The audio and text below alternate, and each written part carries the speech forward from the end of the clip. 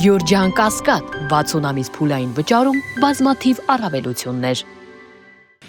Պարոն Ղազարյան, ես ուզում եմ, որ ստեղ ավելի հստակեցում անեք։ Հատուկ կարգավիճակ ստացող մարդիկ ասում եք հիմնականում հայեր են, ես ճիշտ հասկացա, հա։ Ինչ է նշանակում հիմնականում, ինչ առանձնահատկություն այդտեղ կա, ինչ տարբերություն նրանց եւ այս վերջի կատեգորիան, որ նշեցիք, ինչպես անվանեցիք, բացառիկ կարգավիճակ ունեցող։ Մի հատ խնդրում եմ հստակեցնել իրենց տարբերությունները, ով կարող է ստանալ հատուկ կարգավիճակ, ով բացառիկ կարգավիճակ, այլ ազգի ներկայացուցիչներն ովքեր են եւ ասացիք 12,000 օտարերկրացի կարծես թե Հայաստան է եկել եւ կացության իրավունք է ձեռք բերել, ես ճիշտ հիշեցի թիվը։ Ես ուզում եմ նաեւ աշխարհագրությունը մի փոքր բացենք, թե որ երկրներից են հիմնականում Հայաստան գալիս, անձն աչքով Հնդկաստանն է, բայց միգուցե ավելի ճշգրիտ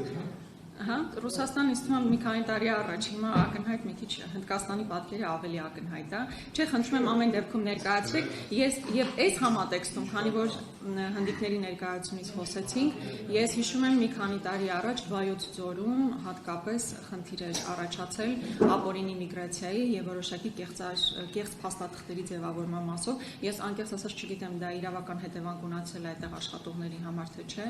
բայց այս խնդիրը եւս կա ապօրինի միգրացիայի եւ թղթերի կեղծելու հետ կապված։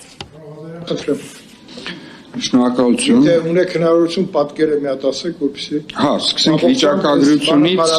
Հա, սկսենք վիճակագրությունից, դա Տիկին Գրիգորյան վերջի թիվը որ նշեցի, բոլոր տեսակի կացության կարգավիճակներ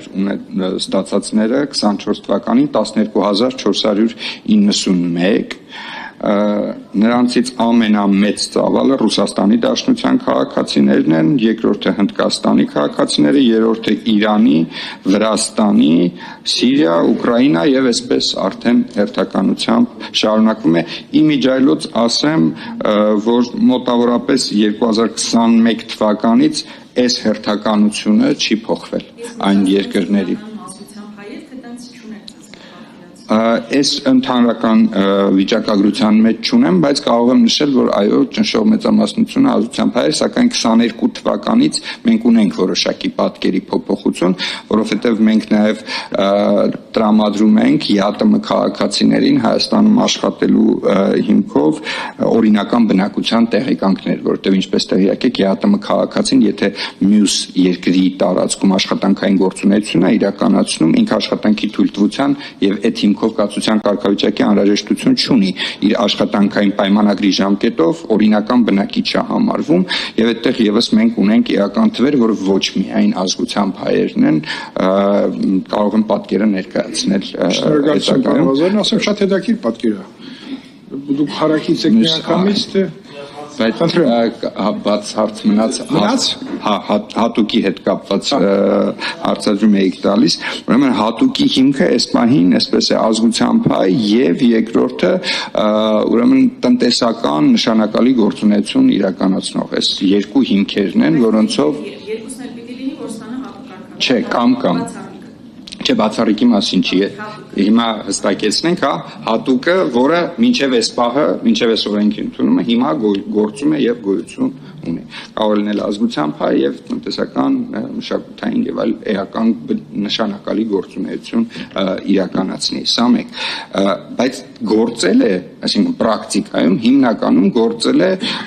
որպես վարչարարություն։ Անձը դիմում է, վարչարությունը պատտվում է, հետո վարչապետի որոշմամբ նրան տրվում է հատուկ կացության կարգավիճակ։ Տարեկան մենք ունենում ենք 400-ից 500 նման դիմումներ։ Հիմա ինչ ենք մենք սահմանում բացառիկի պարագայում։ Բացառիկի պարագայում ասում ենք, եթե Հայաստանի Հանրապետության համար տվյալ անձը բացառիկ նշանակությամբ որևէ ներդրում է իրականացնել, անկախ հիմքից կլինի Չէ, դա հայեցողական է, դա ինչպես օրինակ քաղաքացիության շնորհման պարագայում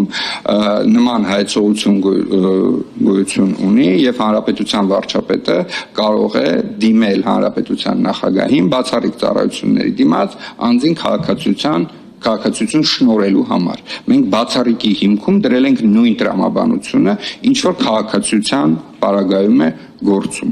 Եվ հատուկ կացության կարգավիճակը նախկինում մեծավ մասամբ գործել է հենց այդ տրամաբանությամբ։ Բացառիկ ծառայություններ է իրականացրել անձը, սակայն ասենք չի ցանկացել կամ չի դիմել քաղաքացիություն ստանալու համար, սակայն ցանկացել է երկարաժամկետ Հայաստան առանց վիզայի այցելության հնարավորություն ունենալ, եթե պայմանականորեն վերցնենք վիզային այցելության երկրից լինել, դիմել է եւ ստացել է հատուկ կացության կարգավիճակ։